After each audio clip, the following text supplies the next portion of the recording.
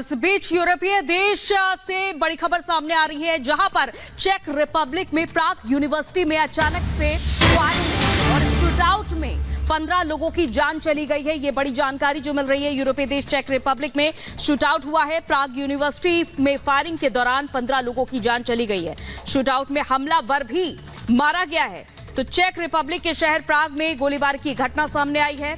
Charles university में ये गोलीबारी हुई, जिसमें कि 15 लोगों के मारे जाने की पुष्टि की जा रही है फिलहाल। और ये भी बताया जा रहा है कि इस शूटआउट में हमलावर भी मारा गया है। और ये तस्वीरें सामने आई हैं फिलहाल प्राग यूनिवर्सिटी में, जब अचानक से शूटआउट होता है और इस दरमियान 15 लोगों की मौत की पुष्टि की जाती है।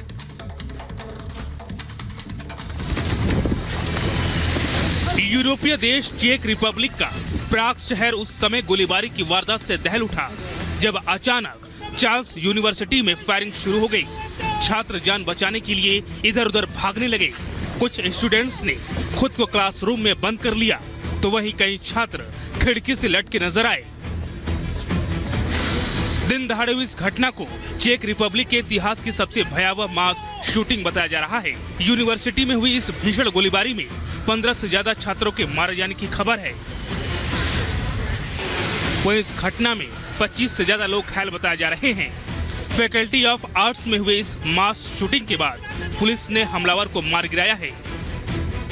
चेक रिपब्लिक के गृह मंत्री ने कहा कि पुलिस ने पूरे इलाके की घेराबंदी कर हर आने जाने वालों पर कड़ी नजर रख रही है। इसी के साथ ही स्थानीय लोगों से उस ओर न जाने की अपील की है। Bureau report, Republic Bharat. और 3 राज्यों में प्रचंड जीत के बाद मानो बीजेपी पूरी तैयारी में जुट गई है, क्योंकि आज से दिल्ली में बीजेपी की 2 दिवसीय बैठक है, जिसमें राष्ट्रीय पदाधिकारी, प्रदेश पदाधिकारी और प्रदेश अध्यक्ष और प्रदेश महामंत्री समेत सभी मोर्चे के नेता शामिल होंगे। देखिए 1 मिनट की रिपोर्ट।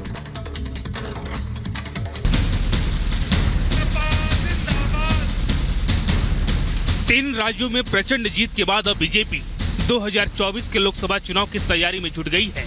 इसी कड़ी में पार्टी दिल्ली मुख्यालय में बड़ी बैठक करने जा रही है। 2 दिनों की इस बैठक में बीजेपी के सभी राज्यों के प्रदेश अध्यक्ष, प्रदेश प्रभारी और संगठन के महामंत्री हिस्सा लेंगे। 2024 को लेकर बीजेपी अभी से मेगा प्लान बनाने में जुटी है, ताकि चुनाव में हर कीमत पर जीत सुनिश्चित की जा सके। बैठक की अध्यक्षता पार्टी के राष्ट्रीय अध्यक्ष जेपी नड्डा करेंगे। बैठक में लोकसभा चुनाव, विकसित भारत संकल्प अभियान सहित कई मुद्दों पर चर्चा होने के आसार हैं। इसके साथ ही चुनावी रणनीतियों पर भी चर्चा हो सकती है। 3 राज्यों के विधानसभा चुनाव में जीत के बाद बीजेपी का कॉन्फिडेंस काफी हाई है। अब बीजेपी 2024 के लोकसभा चुनाव में हैट्रिक लगाने की तैयारियों में लग गई है। Bureau report, Republic Bharat.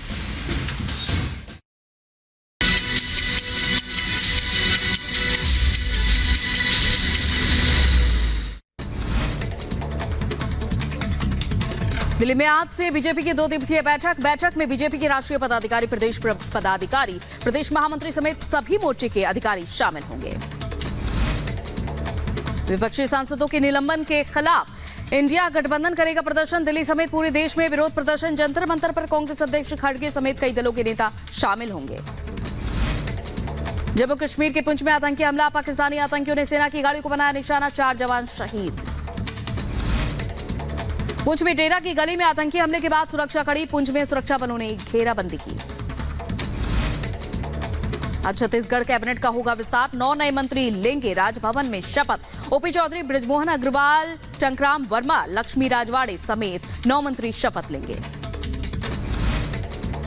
संसद सुरक्षा में सेंध मामले में मुख्य आरोपी ललित झा की कोर्ट में पेशी होगी। आज दिल्ली में दिल्ली राउज एवेन्यू कोर्ट में पेशी होगी। कांग्रेस सांसद धीरज साहू के ठिकानों से मिली बेहिसाब संपत्ति का इनकम टैक्स ने किया खुलासा। ओडिशा से 351 करोड़ से ज्यादा की नकदी और 2 करोड़ 80 लाख के आभूषण जब्त। एमपी के शाहजहांपुर में अवैध बूचड़खानों पर प्रशासन की कार्रवाई, नोटिस का समय खत्म होने के बाद अवैध बूचड़खानों को हटाया गया। यूपी के लखनऊ में अतिक्रमण हटाने गई टीम के खिलाफ स्थानीय लोगों ने प्रदर्शन किया। पुलिस ने प्रदर्शनकारियों पर लाठीचार्ज किया। अवैध निर्माण ध्वस्त करने गई थी प्रशासन की टीम।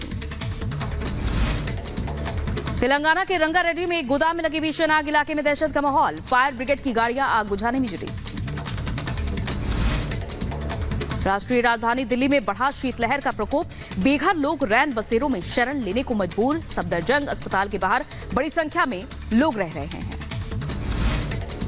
यूपी की झांसी में जंगल में 2 छात्रों से मारपीट का मामला, पीड़ित को जबरन शराब पिलाने का भी आरोप। वायरल वीडियो के आधार पर पुलिस की जांच।